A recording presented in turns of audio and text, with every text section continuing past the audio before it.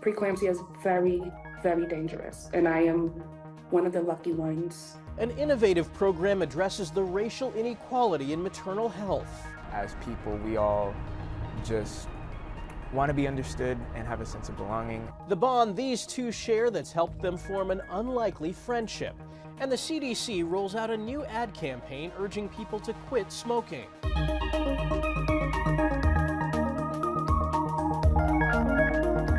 Welcome to Eye on Health, where we focus on stories that affect your physical and mental well-being. I'm Michael George. We begin with a warning from pharmacists around the U.S. about a shortage of medications. According to the American Society of Health System Pharmacists, there are more than 300 drugs currently in short supply. That includes chemotherapy drugs and those needed for ADHD, like Adderall. So big picture, this is a market failure. CBS News medical contributor Dr. Celine Gounder says the most concerning shortage has to do with sterile injectable drugs. Those need to be made under specific conditions.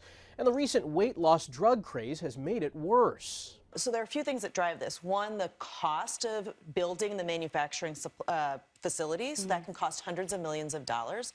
You, on top of that, have more demand for sterile injectable drugs like Ozempic, Wegovy, Mounjaro. So those companies, Novo and Lilly, they're buying up what little sterile injectable supply we have. So that's probably going to make these things worse. Two other issues, according to Dr. Gounder, drug companies are not incentivized to make cheaper generic drugs because the profit margins aren't there. And many raw materials come from China and India, two markets the U.S. has very little control or influence over. Since late last year, the CDC received more than 500 reports of potential cases of lead poisoning from cinnamon applesauce pouches. The FDA's leading hypothesis is that the contamination was the result of economically motivated adulteration, also known as food fraud.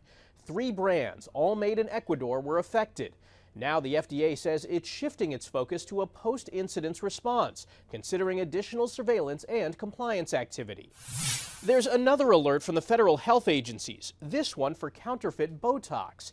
The FDA says it's caused an outbreak of botulism-like illness. More than a dozen people have gotten sick across several states, a majority requiring hospitalization.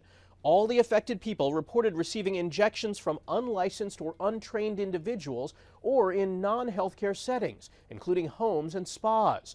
Dermatologists recommend double-checking what you put in your body. But in Miami, lots of people price shop and would find these little places where counterfeit Botox was being used. I think one of the most important things is to make sure that you're getting it from a reputable source and to check the box. Actually ask your practitioner to show you the box that it was drawn up from.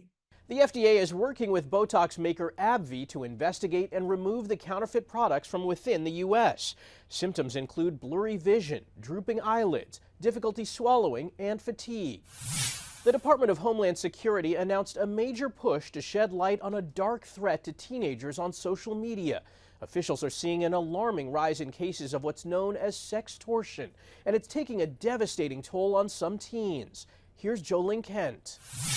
This campaign is the first of its kind. Predators go where the kids are. The Department of Homeland Security is launching Know to Protect to raise awareness of rampant child sexual exploitation online. Our mission is to eradicate this scourge. DHS, along with Snapchat, Google, Meta, and others, want to educate families and kids about how to detect suspicious behavior, seek help, and report incidents to law enforcement. Are you satisfied with what the big tech companies are doing and how they are cooperating with the federal government? Jolene, when I reached out to the tech company chief executives, we were met with prompt and affirmative responses, eagerly joining this campaign. The tech companies need to do more.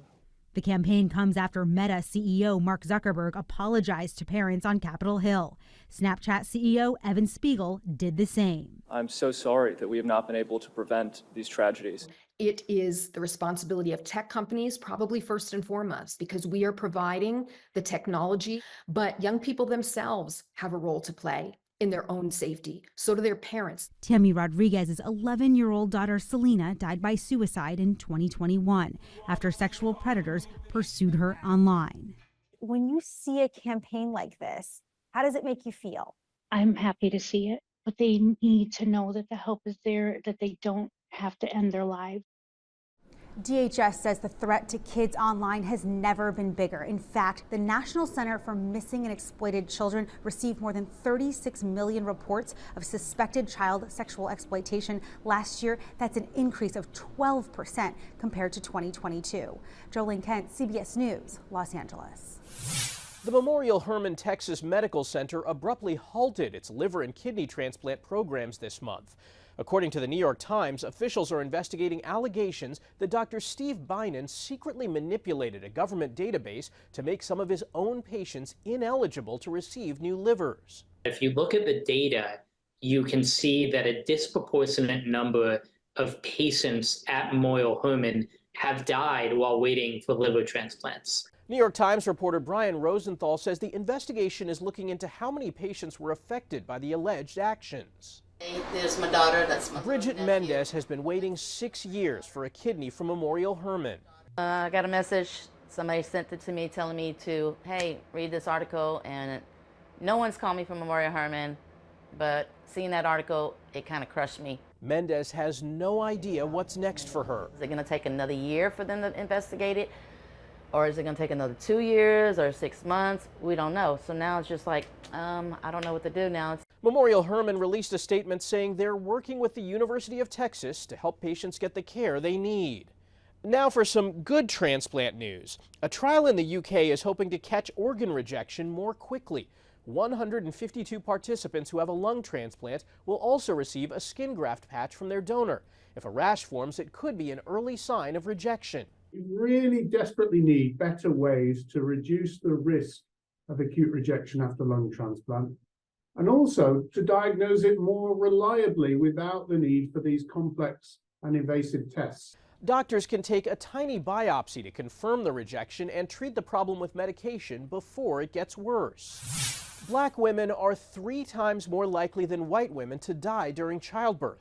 One hospital in New York has launched an innovative program to address that disparity. Bradley Blackburn spoke with a mom who says it helped save her life. Anika Walker's baby Nico is almost 2 years old. He's a ball of energy.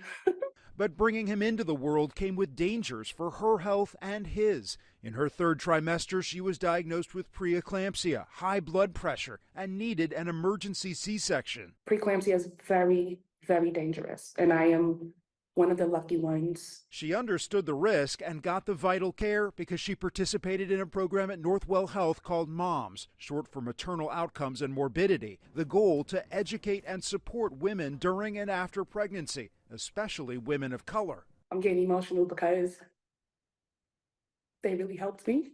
I was very scared. They basically held my hand through the whole process. Maternal mortality overall is very high in this country. For Black women, it's even higher. Dr. Dawnette Lewis says the full system of care is life-saving. Their postpartum program, with home visits and an AI chatbot to keep in contact with patients, has cut hospital readmissions by nearly 60% for Black patients. If we can make a change in that across the country, that we can decrease some of those disparities. So I think it's crucial that programs like this exist. You felt like you had an advocate here. Absolutely. Walker is still getting support through MOMS, and she has a message to others who are expecting. We deserve everything that anyone else is receiving healthcare-wise. Having knowledge about pregnancy, about your body, is the most important tool. Knowledge that empowers moms to demand vital care so they can care for new lives. Bradley Blackburn, CBS News, New York. The oldest living conjoined twins have died. Lori and George Chappelle were 62 years old. An obituary by a Pennsylvania funeral home says they died on April 7th at the Hospital of the University of Pennsylvania. The cause of death was not listed, but their long lives defied medical expectation. The twins were joined at the head but had separate brains. Coming up, the new vacation trend inspired by the oldest among us, and how to tell the difference between COVID-19 and spring allergies.